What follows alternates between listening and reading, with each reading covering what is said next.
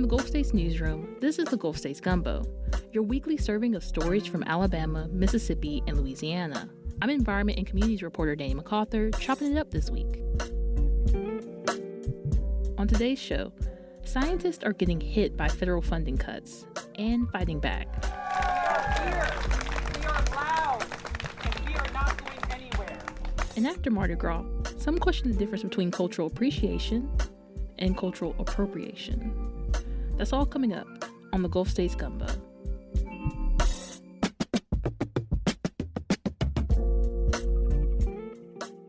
The new presidential administration is coming for budgets across federal agencies as part of cost-cutting measures. And that includes funding for science, from tracking weather to health research. And some scientists are preparing for battle, including in the Deep South. And don't accept any compromises on this. Our economic mobility reporter Stephan Bisaha is here with me to talk about this. We're also joined by Andrew Yeager, managing editor at partner station WBHM in Birmingham. Hi, Stephan. Hey, Danny. Hey, Andrew. Hi, Danny. All right, Stephan, what is actually going on with science funding right now? Catch us up. Well, yeah, the Trump administration has been doing and talking about cuts to lots of different areas of the federal government that had to do with science. So, for example, there have been cuts to the National Oceanic and Atmospheric Administration, so the people that look at weather and climate. There was the cut to NASA's top scientists. And one of the main ones we care about here in the Deep South is cuts to the National Institutes of Health. So more than $600 million in research grants were awarded last year to our three states, Alabama, Mississippi, and Louisiana. And about half of that went to the University of Alabama at Birmingham. And quick disclaimer, UAB oversees WBHM and the Gulf States Newsroom, but the business departments and the newsrooms, they are kept separately. So again, we are talking about tens of millions of dollars that would be cut from UAB that is currently frozen right now. All these NIH cuts are by a federal judge. So we're actually waiting to see what the ruling will be on that, whether these cuts go through or not. But if they do, we're talking about lost jobs, lost research jobs, and research that would just be halted. Yeah, I wanted to ask about that. There have been some protests around this in D.C., and I think you covered a Stand Up for Science rally in Birmingham, right, Andrew? I did. Tell us about that. Well, it took place in a downtown park, a railroad park, as it's called, and there was a large crowd there that spilled out over the pavilion in the park. And we heard a series of speakers, some of whom were scientists or researchers. Some were on the younger side, grad students or PhD students, people whose research was actively threatened by the federal cuts. One of them was Amanda Finn, a PhD student at the University of Alabama at Birmingham. She struck a theme that you heard repeated throughout the rally, that science is about more than just a researcher quietly in a room with some equipment. People from all backgrounds do science. People from all backgrounds care about science. And people from all backgrounds benefit from science. And that last point represents kind of the other category of speaker at the rally. These were people who had some sort of disease or condition and received a treatment that, of course, was backed by scientific research. And furthermore, the idea that there are people waiting for research breakthroughs right now that these funding cuts threaten. And while there was plenty of anger at the Trump administration, it was still fairly celebratory. There were signs and cheering. One of my favorite signs was one that read, "Girls just want to have funding." Yeah, that reminded me of when I saw UAB runs on research, the sign that I saw while driving across the UAB campus. Yeah, I saw some similar signs in New Orleans. I happened to be there for another assignment, and while I was down there, I was covering an unofficial Stand Up for Science rally.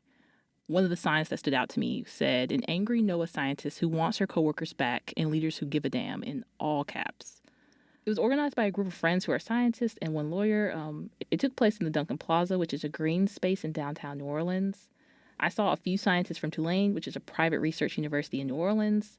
There were also all sorts of scientists and medical professionals. There were even some medical professionals from out of town who were there for a conference who made a point to stop by the rally. The rally was very personal. People talked into a megaphone about their experiences and their worries. One Tulane University senior named Sabina nearly cried as she talked about how hard it is to get into PhD programs with the lack of funding available. That's why it's so important for our voices to be heard, for the young people who are just coming into STEM, for the people who are falling in love with this industry and want to be a part of it, and for the people whose opportunities to be a part of it are being stripped away from us. It is so important to make our voices heard and to stand up for what is right. So we can see that this issue is having a wide-reaching impact. Andrew, you've lived in Birmingham for how many years now? It's 17. So you know the city pretty well. How important is biomedical research for Birmingham and Alabama's economy? Well, it's very important. If you think about Birmingham history, it used to be a steel town, and that goes all the way back to its founding with iron and steel. But that collapsed in the 1970s and 1980s. Fortunately for Birmingham, though, a new economic driver came through, and that was medicine and biomedical research, primarily at UAB. And now UAB is the state's largest single employer. Hundreds of millions of dollars of research money flow through, and it's a major economic anchor for the city and the state as a whole. That doesn't even mention just the value of the research and creating breakthroughs and cures that benefit people. That was WBHM Managing Editor Andrew Yeager and our economic mobility reporter Stephan Bisaha. Thanks for joining me. Thanks for having us. Good to be with you. The Gulf States Newsroom is a team of journalists working with NPR and local public media stations in Alabama, Mississippi, and Louisiana to cover the issues that matter to you. Email us, connect@gulfstatesnewsroom.org.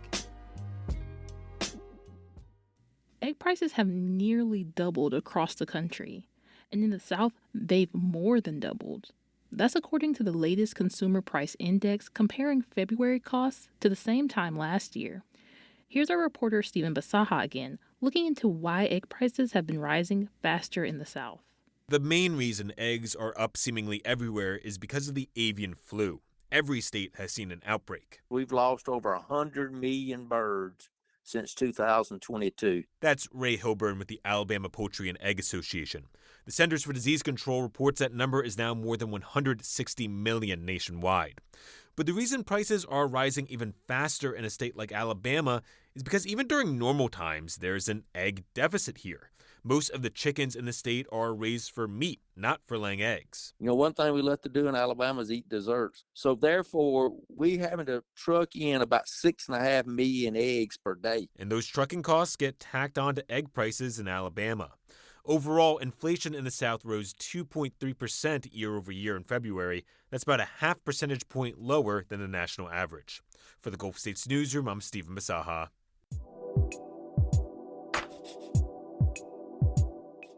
Mardi Gras season just wrapped up in New Orleans, and one of the city's traditions includes the legendary black masking Mardi Gras Indians. They have a rich cultural history dating back to the 19th century. Queen Charisse has been part of that tradition for decades, but says this was her last year. She spoke with our sports and culture reporter Joseph King about why she's concerned about people profiting off her culture. Oh, I'm going to tell you right now, mine going to be lit. I'm not going to tell you how, but my suit will be lit. Lit, L-I-T. Charisse Harrison Nelson goes all out when preparing the suit she's going to wear for carnival season. She is a queen in the Guardians of the Flame Maroon Society. Well, the Guardians of the Flame Maroon Society, we come from the tradition that people often refer to as the masking Indians. The masking culture in New Orleans is said to go back to when enslaved Africans fled plantations and joined Native American tribes like the Natchez or Chatamacha people. This led to the mixing of Native American and African cultures. Suits that are worn in parades, like the Zulu Parade, are brightly colored, have delicate bead art that depicts images, and feathers sticking out proudly, like a peacock. Within any person in this tradition, when you step out, you declare you're pretty, you're beautiful. It is a self-declaration as well as a community affirmation. Queen Charisse says her uncle, Joseph King, actually started that family tradition of masking around the 1930s. And then her father, Donald Harrison, began masking in 1949. He later founded the Guardians of the Flame in the 80s. And after he died, Queen Charisse and her family kept the torch lit. After this year, she says she's retiring from parading. Queen Charisse is 65 years old, but she continues to be disturbed by how her tribe and other figures of Black American culture are depicted and mistreated. For her, it's extremely personal. There's a deceased photographer who sold my daddy's picture for $2,500 and what taught my mother. Taught her. She says the experience was dehumanizing. Of course, you can come and shoot us like you go big game hunting and hang us on the wall, brown bodies, and sell us to buyers as you would in an auction market. when you do that with my image, you don't identify me by name. You don't identify my group affiliation, and you only list your name as the creator of me, and then you sell me, and then you tell me you have the right to do that, as the Constitution gave the right to some people to steal us, commodify us, sell us. Angela Cruz is a professor in marketing at Monash University in Australia.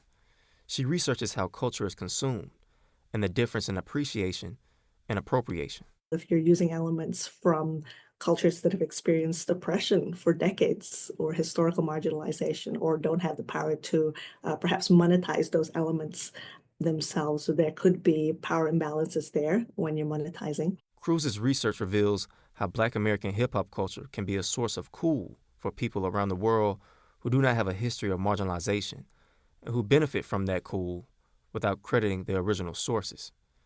But Cruz says there are two major ways that groups in power can atone for these instances of cultural appropriation. Number one, thinking about how do you represent the culture respectfully so you can address the harm of distortion. And then how do you share profits or direct some of the benefits of cultural exchange back to the source communities so that you can address, decades of dispossessions. That is exactly the kind of effort Queen Sharice wants, the kind that involves the people in the creation of art that represents Black communities. Back in New Orleans, Queen Sharice is in her studio showing some of the patches she has worked on or have been made for her by the elders over the years. These patches are sewn onto the suits Black mask and Mardi Gras Indians wear. One of them is an eagle with a flame.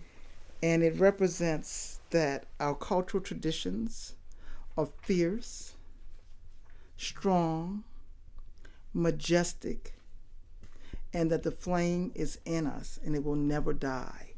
For the Gulf States Newsroom, I'm Joseph King. And now it's time for Gulf States Gems, a series that shines a light on some of the treasures of the region. Here's Michael McEwen from partner station Mississippi Public Broadcasting with this week's gem from Morton, Mississippi. For those who have been lucky enough to have an authentic dining experience in Latin America, Maria's Mercado is the place to dump your years of yearn and nostalgia into a $15 trip back down south. The restaurant's owner and operator, Sofia Jaime Hernandez, is originally from the southeastern Mexican state of Veracruz. That's evident in her menu, savory and fresh and reflective of her home, where coastal roots blend with indigenous, Afro-Cuban, and Spanish influences. After a long day reporting, I keep it simple. 5 steak tacos con todos, corn tortillas lightly fried, fresh cilantro, white onions grilled with the cow, and a few serrano peppers. Salsa verde or rojo included. A 20-minute meal is enough to show you how much of a hub Maria's truly is among the larger Morton community. You can see pictures of Gulf States gems from across the region on our Instagram. And we want to hear about a place you consider a gem, a restaurant, a bookstore, or a festival. Send us your suggestion. Email connect@gulfstatesnewsroom.org.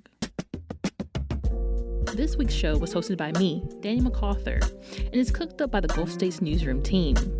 Our theme music is by DJ Supreme. Special thanks to our partner stations WBHM, Mississippi Public Broadcasting, WWNO, and WRKF. You can find us in your podcast feeds every Friday. Look us up and be sure to subscribe. Thanks for listening, and don't forget to stir your roux.